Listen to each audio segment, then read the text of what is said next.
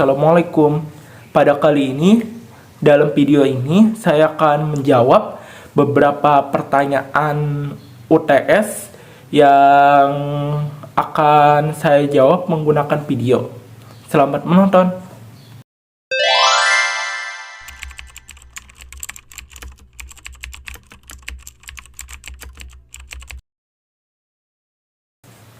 Perlu kita ketahui bahwa yang namanya sistem politik itu berperan penting dalam membentuk ekonomi melalui kebijakan dan regulasi.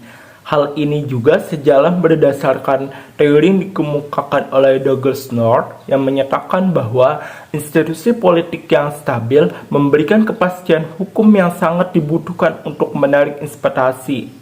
Nah, jadi kita bisa tahu nih, ketika sistem politik yang transparan dan akuntabel, pemerintah itu mampu menyusun kebijakan ekonomi yang berkelanjutan. Selain itu, stabilitas politik juga memainkan peran dalam meningkatkan kepercayaan investor asing, sebagaimana yang dijelaskan dalam laporan Bank Dunia pada tahun 2020 yang menyebutkan bahwa negara-negara dengan politik yang stabil dan aturan hukum yang kuat cenderung menikmati tingkat investasi yang lebih tinggi. Nah, hal ini justru sebaliknya untuk sistem ekonomi yang memiliki pengaruh besar terhadap stabilitas politik. Teori yang disampaikan oleh Carnap Polanyi dalam The Great Transformation menjelaskan bahwa ekonomi yang sehat menciptakan lapangan kerja dan meningkatkan kesejahteraan. Polanyi menekankan bahwa sistem politik perlu mengatur ekonomi agar ketimpangan dapat ditekan. Distribusi sumber daya yang adil akan memperkuat dukungan masyarakat terhadap pemerintah, sementara ketimpangan yang besar bisa memicu konflik dan ketidakstabilan politik. Dalam konteks Indonesia, kita bisa melihat contoh konkret dari dampak politik pada ekonomi di era reformasi. Setelah tahun 1998, demokrasi di Indonesia membuka ruang bagi kebijakan yang lebih inklusif, seperti desentralisasi yang memberi wewenang pada daerah untuk mengelola sumber daya lokal mereka sendiri. Ini sesuai dengan teori Fukuyama yang menyatakan bahwa sistem politik yang lebih demokratis dan terdesentralisasi seringkali membuka peluang untuk kebijakan ekonomi yang lebih merata. Namun, Indonesia masih perlu menghadapi tantangan besar, terutama di bidang korupsi nih. Berdasarkan laporan Transparansi Internasional pada tahun 2022, korupsi di sistem politik Indonesia meningkatkan biaya ekonomi, melemahkan daya saing, dan menghambat investasi. Nah, korupsi ini menurunkan efektivitas kebijakan ekonomi dan mengurangi manfaat ekonomi bagi masyarakat luas. Nah, dari penjelasan sebelumnya, jelas bahwa sistem politik dan ekonomi itu saling mempengaruhi secara langsung. Sistem politik yang stabil dan bebas korupsi akan mendorong pertumbuhan ekonomi yang lebih berkelanjutan. Di sisi lain, sistem ekonomi yang sehat dan merata akan memperkuat stabilitas politik.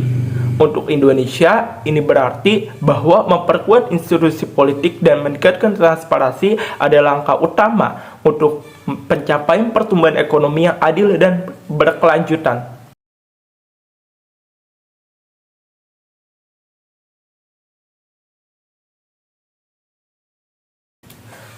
Perubahan struktural ini merupakan respon ekonomi terhadap berbagai krisis dan reformasi yang signifikan dalam beberapa dekade terakhir. Untuk memahami perubahan struktural ini, kita perlu melihat kembali periode pertumbuhan ekonomi yang stabil pada tahun 1970-an hingga awal 1980-an. Pada masa itu, Indonesia menikmati pertumbuhan output yang kuat dan inflasi yang relatif terkendali. Ini juga didukung oleh tingginya penerimaan dari sektor minyak, sehingga hal ini memberikan dasar bagi stabilitas harga dan perkembangan ekonomi yang moderat dan berkelanjutan. Namun, ketika terjadi krisis pada tahun 1997, mengubah kondisi ini secara drastis nih. Seperti yang dijelaskan dalam penelitian dari Bulletin of Money, Economic and Banking, Krisis tahun 1997 ini menciptakan gangguan yang signifikan dalam struktur ekonomi Indonesia, terutama di sektor moneter dan real. Data dari Badan Pusat Statistik juga menunjukkan bahwa pasca krisis, stabilitas ekonomi terganggu dengan volatilasi output dan harga yang tinggi. Sehingga perubahan struktur ini menandai berakhirnya era pertumbuhan yang stabil dan menunjukkan perlunya reformasi ekonomi yang lebih besar. Nah, selanjutnya, dalam upaya untuk menjaga kestabilan pasca krisis, Bank Indonesia menerapkan berbagai kebijakan moneter, termasuk kebijakan suku bunga sertifikat Bank Indonesia atau SBI yang tinggi. Langkah ini diambil untuk mengendalikan inflasi yang melonjak akibat volatilasi di sektor moneter.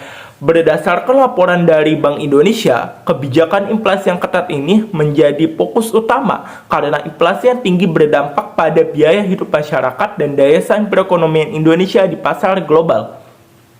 Selanjutnya, terlihat bahwa tren perubahan struktural antara periode sebelum dan sesudah krisis pada tahun 1997, data juga menunjukkan perbedaan signifikan antara tren output dan inflasi pra-krisis yang cenderung stabil dengan pasca krisis yang lebih fluktuatif.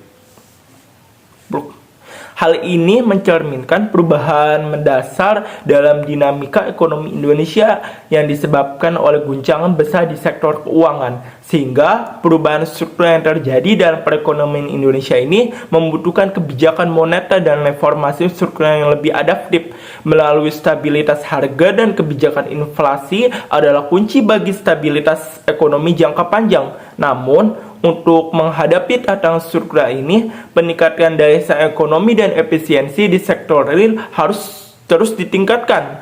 Dengan demikian, perubahan struktural ini memberikan kita pemahaman mendalam bahwa reformasi ekonomi dan kebijakan moneter yang adaptif sangat penting untuk mendukung stabilitas dan pertumbuhan ekonomi Indonesia dalam jangka panjang.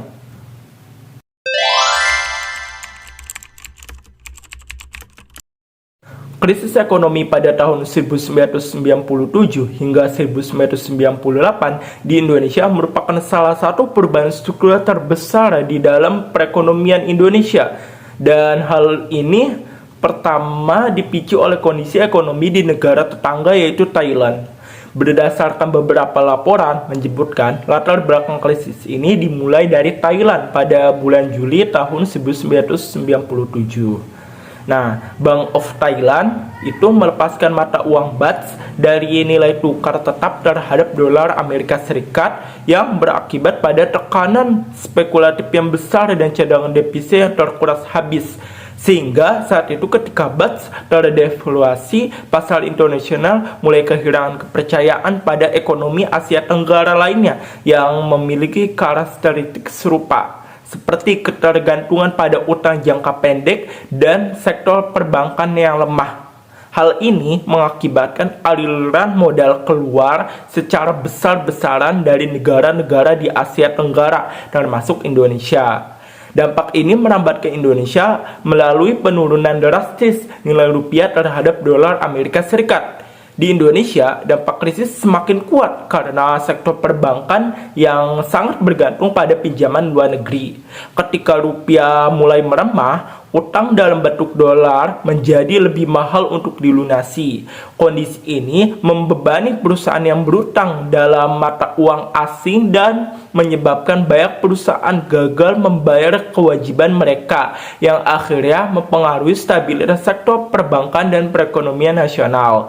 Dan pada akhir tahun 1997, rupiah mengalami depresiasi yang tajam yang semulanya dari kisaran 2.400 per dolar Amerika Serikat menjadi lebih dari 10.000 per dolar dalam waktu kurang dari setahun. Sehingga krisis ini berdampak besar pada perekonomian dan kehidupan sosial Indonesia, terutama menyebabkan terjadi inflasi yang naik tajam, harga kebutuhan pokok melambung, dan daya beli masyarakat yang menurun drastis. Selain itu, banyak perusahaan dan bank yang mengalami kebangkrutan, sehingga tingkat pengangguran meningkat secara signifikan. Tekanan ekonomi ini juga memicu ketidakstabilan sosial dengan aksi-aksi protes masyarakat yang berkembang menjadi kerusuhan dan penjarahan di berbagai kota besar, terutama di Jakarta pada bulan Mei tahun 1998, yang mana saat itu terjadi aksi-aksi kekerasan sehingga memperburuk kondisi, menyebabkan korban jiwa dan meningkatkan ketidakpastian di masyarakat. Kejatuhan ekonomi turut mempengaruhi stabilitas politik Indonesia yang selama 32 tahun berada di bawah kepemimpinan Orde Baru Presiden Bapak Soeharto. Tekanan dari berbagai elemen masyarakat untuk reformasi semakin kuat dan pada akhirnya pada 21 Mei 1998, Bapak Presiden Soeharto mengundurkan diri dari jabatannya sebagai Presiden Republik Indonesia. Setelah lengsernya Bapak Soeharto ini, kepemimpinan Indonesia diambil alih oleh Presiden Bapak Baharudin Yusuf Habibie yang menghadapi tugas berat untuk memulihkan stabilitas ekonomi dan sosial. Dalam rangka memulihkan ekonomi, Presiden Habibie menerapkan berbagai kebijakan reformasi ekonomi yang ditunjukkan untuk menstabilkan nilai rupiah, membangun kembali kepercayaan investor, dan merestruksi sektor perbankan yang sangat terdampak krisis. Kebijakan utama Bapak Habibie ini termasuk restrukturisasi perbankan dengan mendirikan Badan Penyihatan Perbankan Nasional atau BPPN yang bertugas menangani aset bermasalah dari bank-bank yang kolaps selama krisis. Bank Indonesia juga diperkuat sebagai lembaga independen, sebuah langkah penting untuk menjaga stabilitas moneter dalam jangka panjang. Di samping itu, Bapak Habibie juga memperkenalkan langkah-langkah untuk membuka ruang demokrasi yang lebih luas, termasuk pembebasan pers yang sebelumnya dibatasi dan menyelenggarakan pemilihan umum yang lebih transparan pada tahun 1999. Reformasi ini berperan penting dalam mengembalikan stabilitas politik serta membantu menciptakan fondasi yang lebih kuat bagi perekonomian Indonesia pasca krisis.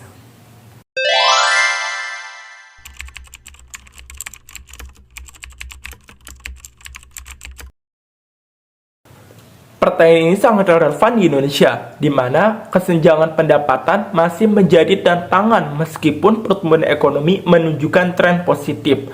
Untuk menjawab pertanyaan ini, harus lihat terlebih dahulu nih dari perspektif teori. Dalam teori ekonomi klasik menyebutkan bahwa pertumbuhan ekonomi itu umumnya terjadi terlebih dahulu, kemudian diikuti dengan pemerataan pendapatan dalam jangka panjang. Namun, di dalam teori modern tentang pertumbuhan yang inklusif ini menekankan bahwa pentingnya pemerataan dari awal proses pertumbuhan, di mana distribusi sumber daya dan akses terhadap peluang ekonomi harus merata untuk mencegah peningkatan kesenjangan. Hal ini juga didukung oleh pemikiran dari Joseph Stiglitz, seorang ekonom yang terkenal dengan analisisnya tentang ketimpangan, yang menyatakan bahwa pertumbuhan yang disertai dengan ketimpangan tinggi justru menghambat kesejahteraan jangka panjang. Terlebih jika dilihat dari realitas sosial di Indonesia mencerminkan kedua sisi dari teori tersebut. Menurut laporan BPS dan Bank Indonesia, selama beberapa dekade terakhir, Indonesia berhasil menjaga pertumbuhan ekonomi di kisaran 5% per tahun. Tetapi ini masih belum sepenuhnya diiringi dengan pemerataan pendapatan. Gini rasio di Indonesia yang mengukur tinggi ketimpangan menunjukkan perbaikan, namun tetap tinggi di angka sekitar 0,38 pada beberapa tahun terakhir di 2022. Hal ini menunjukkan bahwa masih terdapat perbedaan yang besar antara lapisan masyarakat, terutama antara kota besar dan daerah pedesaan. Faktor lain yang memperlebar kesenjangan di Indonesia mencakup perbedaan akses ke pendidikan dan kesehatan, perbedaan upah antara daerah, serta ketimpangan dalam kepemilikan lahan dan akses terhadap teknologi. Di sektor perkotaan dan industri di Indonesia cenderung lebih maju, sehingga daerah pada Pedesaan seringkali tertinggal dalam hal pendapatan per kapita dan kesempatan kerja. Nah, untuk menjawab tantangan ketimpangan ini, pemerintah Indonesia telah menerapkan berbagai kebijakan agar pertumbuhan ekonomi dapat dirasakan lebih merata. Pertama, program pembangunan infrastruktur besar-besaran sejak 2015 bertujuan untuk membuka akses ekonomi di daerah-daerah sebelumnya kurang berkembang. Pembangunan jalan tol, pelabuhan, dan jaringan listrik diperluas ke seluruh wilayah Indonesia yang tidak hanya meningkatkan produktivitas tetapi juga menciptakan lapangan kerja di daerah-daerah terpencil. Berdasarkan laporan dari Kompas, program ini telah menurunkan kesenjangan regional dan meningkatkan akses masyarakat terhadap pasar. Selanjutnya, pemerintah juga perlu mengimplementasikan kebijakan pemberdayaan UMKM, usaha mikro, kecil, dan menengah yang diharapkan dapat berperan sebagai tulang punggung ekonomi dan penggerak pemerataan. Misalnya, melalui program kredit usaha rakyat atau KUR dengan bunga rendah, dengan memberikan modal bagi UMKM untuk memperluas usaha mereka. Kebijakan ini memungkinkan masyarakat di berbagai lapisan untuk berpartisipasi dalam kebijakan ekonomi dan merasa manfaat langsung dari pertumbuhan ekonomi. Selanjutnya, pemerintah juga perlu mengarahkan kebijakan fiskal pada program-program sosial seperti bantuan langsung tunai atau BLT dan program keluarga harapan atau PKH. Bantuan ini tidak hanya meningkatkan daya beli masyarakat, tetapi juga memperbaiki kualitas hidup yang menjadi persyarat bagi partisipasi ekonomi yang lebih inklusif. Sehingga meskipun pemerataan dan pertumbuhan kompleks, ekonomi merupakan tantangan yang kompleks. Kebijakan yang tepat dan terarah dapat mempersempit kesenjangan. Langkah-langkah ini menunjukkan bahwa dengan pendekatan kebijakan yang terintegrasi, pemerataan dan pertumbuhan ekonomi dapat berjalan beriringan. Terima kasih telah menonton. Assalamualaikum warahmatullahi wabarakatuh.